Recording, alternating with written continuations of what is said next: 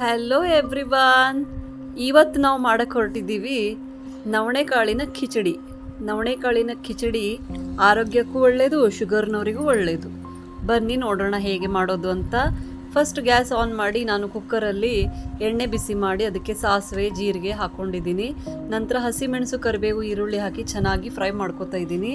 Fry ಮಾಡಬೇಕಾದ್ರೇ ಉಪ್ಪು ಹಾಕ್ಕೊಂಡಿದ್ದೀನಿ ಹಾಗೂ ಶುಂಠಿನ ಹಾಕ್ಕೊಂಡು ಮತ್ತೊಂದು ಸಾರಿ ಚೆನ್ನಾಗಿ ಫ್ರೈ ಮಾಡ್ಕೊಳ್ಳೋಣ. ನಂತರ ಇದಕ್ಕೆ ಟೊಮೆಟೊ ಹಾಕಿ ಅದನ್ನು ಕೂಡ ಫ್ರೈ ಮಾಡ್ಕೊಳ್ಳೋಣ ನಾವು. ಇದಕ್ಕೆ ಅರಿಶಿನ ಪುಡಿ ಒಂದು ಸ್ವಲ್ಪ ಹಾಕಿಕೊಳ್ಳೋಣ. ನಂತರ ನೆನೆಸಿಟ್ಕೊಂಡಿರುವಂತಹ ನವಣೆಕಾಳು, ತೊಗರಿಬೇಳೆ, ಹೆಸರುಬೇಳೆ ಮತ್ತು ಚನ್ನಂಗಿ ಬೇಳೆನ ತೊಳೆದು ಹಾಕ್ಕೊಂಡಿದ್ದೀನಿ. ನಂತರ ಅದಕ್ಕೆ ಬೇಕಾದಷ್ಟು ನೀರನ್ನು ಹಾಕ್ಕೊಳ್ಳೋಣ. ಹಾಕ್ಕೊಂಡು ಮತ್ತು ಟೇಸ್ಟಿಗೆ ಒಂದು ಸ್ವಲ್ಪ ಉಪ್ಪು ಹಾಕ್ಕೊಳ್ಳೋಣ.